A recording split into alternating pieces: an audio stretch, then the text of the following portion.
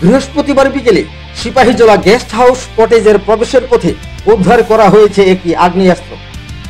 গ্রেফতার করা হয়েছে মোট 4 জনকে। সম্প্রতি ঘটে যাওয়া তেলিয়ামুড়া কুইশারটিলা এলাকায় অভিজিৎ দাস তার শ্বশুর বাড়িতে তার ওই স্ত্রীকে লক্ষ্য করে 2 রাউন্ড গুলি ছোড়ে। এই ঘটনায় তেলিয়ামুড়া থানা পুলিশ অভিযুক্ত অভিজিৎ দাস সহ মোট 4 জনকে গ্রেফতার করে তেলিয়ামুড়া চারিপাড়া শ্মশান এলাকায়। বৃহস্পতিবার বিকেলে অভিযুক্ত অভিজিৎ দাসকে সঙ্গে নিয়ে তেলিয়ামুড়া মহকুমার এসডিপিও পান্নালাল সেনের নেতৃত্বে পুলিশ সিপাহীজলা গেস্ট হাউসের পাশে জঙ্গল থেকে এই আগ্নেয়াস্ত্রটি উদ্ধার করে।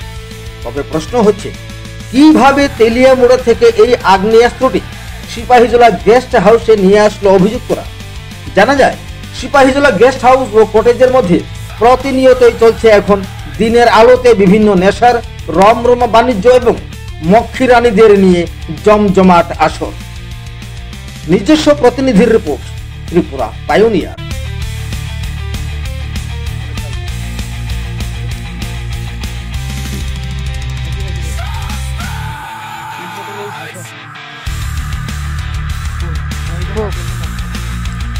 খুললে তো ভালো আছে।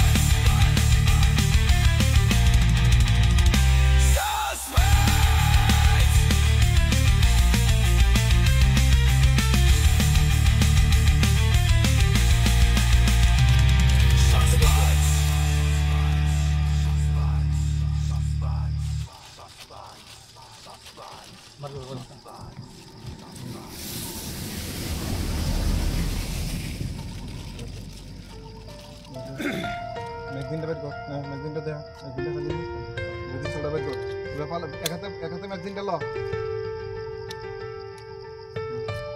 ম্যাগজিন চলো ল,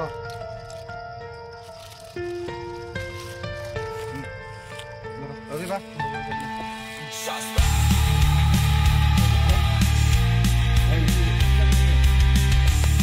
সবাই ফটো তো যাই রে।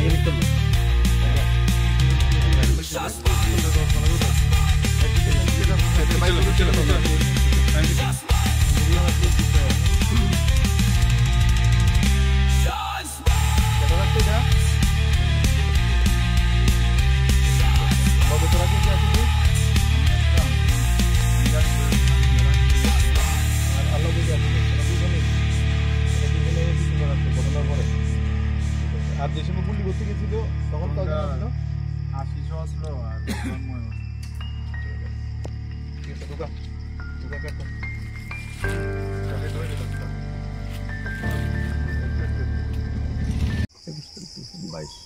অ্যাকচুয়ালি গত 22/3/2025 সালে আমাদের তেলিয়ামুড়া কুইশারটিলাতে সন্ধ্যা 5:30 থেকে 6:30টার ভেতরে এখানে অভিজিৎ দাস একটা ছেলে, যে ওইখানে তার শ্বশুরবাড়ি আছে, সেখানে তার মিসেস রূপা দাস, তার মিসেসের সাথে তার স্বামী স্ত্রীর ভেতরে একটা মানে মিসআন্ডারস্ট্যান্ডিং চলছে। তো সে সেই দিন ওইখানে সন্ধ্যার সময় গিয়ে তার শ্বশুরবাড়িতে একটা স্করপিও গাড়ি নিয়ে, স্করপিও গাড়ির ভেতরে এই অঙ্কুজ দাস, তার লগে আরও অভিজিৎ দাস, আরও 2 জন, মোট 4 জন একসাথে আপনার ওইখানে গিয়া সেটা তার মিসেসকে লক্ষ্য করে সেটা 2 রাউন্ড গুলি করছে। তো ফরচুনেটলি তার মিসেস সেখান থেকে মানে গুলিতে হিট হয়েছে না, কিন্তু তার যে বাড়িটা যেটা ছিল সেই বাড়িটাতে আপনার যে ফেন্সিং আছে, ফেন্সিংয়ের ভেতরে এটা হিট করছে। তো সাথে সাথে আমরা খবর পাইলাম, খবর পেয়ে সেটা আমরা স্পটে গেছি। স্পটে যাওয়ার পরে দিয়া সেখানে দেখলাম যে 2 রাউন্ড কার্ট্রিজ ইয়াতে পড়ে রয়েছে তার বাড়ির উঠানের ভেতরে।